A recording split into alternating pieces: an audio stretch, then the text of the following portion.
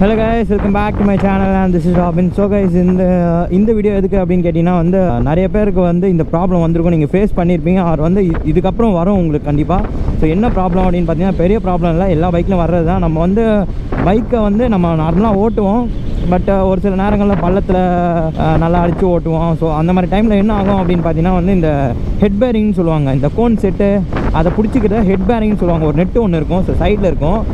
அந்த நெட்டு என்ன ஆகும்னா வந்து சம்டைம்ஸ் வந்து லூஸ் ஆகிடும். அப்படி லூஸ் ஆகிடுச்சு அப்படின்னா என்ன ஆகும், அப்படி லூஸ் ஆகிடுச்சா என்ன ப்ரோ ஆகும் அப்படின்னு கேட்டிங்கன்னா வந்து வண்டி ஓட்டுறதுக்கே உங்களுக்கு பிடிக்காது. வண்டி வந்து ஒரு மாதிரி எப்படி சொல்கிறது, இப்போ ரோடு பிளெயினாக இருந்துச்சு அப்படின்னா வந்து உங்களால் கண்டே பிடிக்க முடியாது. ஸோ இந்த மாதிரி பேட்ச் வருதுல, அந்த டைம் இப்படி ஏற்றுறீங்க அப்படின்னா வந்து என்ன ஆகும்னா இந்த ஹேண்டில் பார் மட்டும் லைட்டாக ஃப்ரண்ட்டில் போயிட்டு வர மாதிரி ஒரு ஃபீல் இருக்கும். ஸோ அந்த ஃபீல் வந்துருச்சு அப்படின்னாலே வந்து உங்களுக்கு நீங்கள் தெரிஞ்சுக்கோங்க வந்து இந்த நெட்டு ஒன்று லூஸாக இருக்குது அப்படின்னு சொல்லிட்டு. ஸோ வந்து இதை வந்து எல்லா இடத்துலலாம் பண்ண மாட்டாங்க. நீங்கள் எடுத்துகிட்டு போய் கொடுத்தீங்க, லோக்கல் ஷாப்பில் கொடுத்தீங்கன்னு வச்சுங்களேன், ஒன்று டைட் பண்ணி விட்ருவாங்க. டைட் பண்ணி விட்டா என்ன ஆகும்னா ஹேண்டில் பார் வந்து ரொம்ப கஷ்டமாயிடும், உங்களுக்கு வந்து நீங்கள் திருப்ப முடியாது.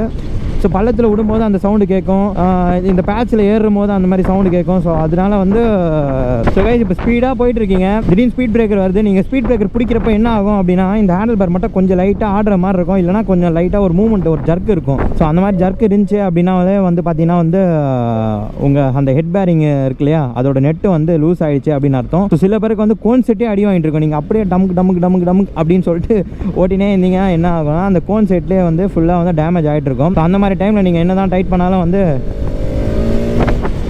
நிற்காது. அதை வந்து ஷோரூம்லேயே எடுத்துகிட்டு போயிட்டு நீங்கள் சொல்லுங்கள், அவங்களுக்கு தான் வந்து நல்லா தெரியும். ஏன்னா இந்த மாதிரி கம்ப்ளைண்ட் நிறையா பார்த்துருப்பாங்க, நிறைய செட் பண்ணியிருப்பாங்க அவங்களுக்கு. ஸோ வெளில லோக்கலில் மேக்ஸிமம் விடாதீங்க. நீங்கள் அங்கே போனீங்கன்னா கூட இதை அட்ஜஸ்ட் பண்ணுறதுக்குலாம் ரொம்ப காஸ்ட்டாலாம் ஆகாது. மிஞ்சி போனால் ஒரு 100 ரூபா கேட்பாங்க, 150 ரூபா கேட்பாங்க. நீங்கள் வெளில கொடுக்குறதுனால என்ன ப்ராப்ளம் வரும்னா, ஒன்று எக்ஸ்ட்ராவாக டைட் வச்சுருவாங்க, இல்லைனா லூஸ் பண்ணி விட்ருவாங்க. ஸோ இது ரெண்டும் டைட்டாக இருந்தாலும் சரி, லூஸாக இருந்தாலும் சரி, நமக்கு வந்து கண்ட்ரோலை வந்து அது ரொம்ப அஃபெக்ட் பண்ணும் கண்ட்ரோலை.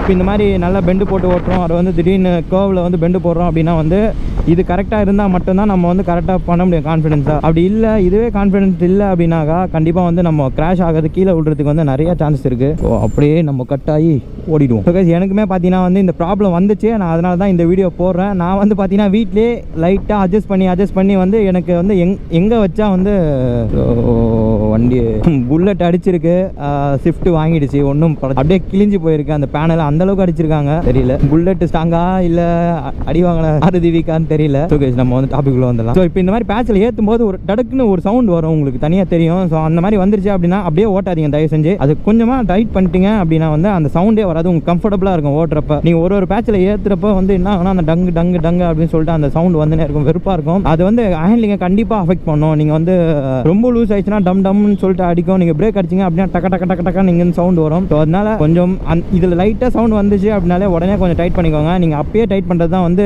ஒரு எப்படி சொல்கிறது, ஒரு நல்ல பிள்ளைக்கு அழகு அப்படின்னு சொல்லிடலாம். அப்போ தான் வந்து பைக் வந்து கொஞ்சம் சேஃபாக இருக்கும். இல்லை அப்படின்னா வந்து கோன் செட்டே மாற்றுற மாதிரி ஆகிடும் அந்த ப்ராப்ளம். ஸோ இந்த வீடியோ வந்து உங்களுக்கு இன்ஃபர்மேட்டிவாக இருந்திருக்கும்னு நினைக்கிறேன். இந்த கோன் ஸ்டேட் ப்ளே வந்து நிறைய பைக்ஸுக்கு வரும், நார்மல் பைக்ஸுக்கும் வரும், ஸ்போர்ட்ஸ் பைக்ஸுக்கும் வரும். அதனால வந்து இது வந்து இந்த பைக்ஸ் தான் வரும், அந்த பைக்ஸ் தான் வரும்னு நினச்சிக்காதீங்க. எல்லா பைக்ஸுக்கும் வரும். நீங்கள் வந்து இதை கொஞ்சம் கரெக்டாக மெயின்டைன் பண்ணிக்கினீங்க அப்படின்னா மட்டும்தான் நம்ம வந்து ஹேண்ட்லிங் வந்து பக்காவாக இருக்கும். கார்னரிங் பண்ணுறதுக்கும் சரி, பெண்டு போடுறதுக்கும் சரி, எல்லாத்துக்கும். ஓகே கைஸ், இந்த வீடியோ இதோட முடிச்சுக்கிறேன். டடா பாய், டேக்.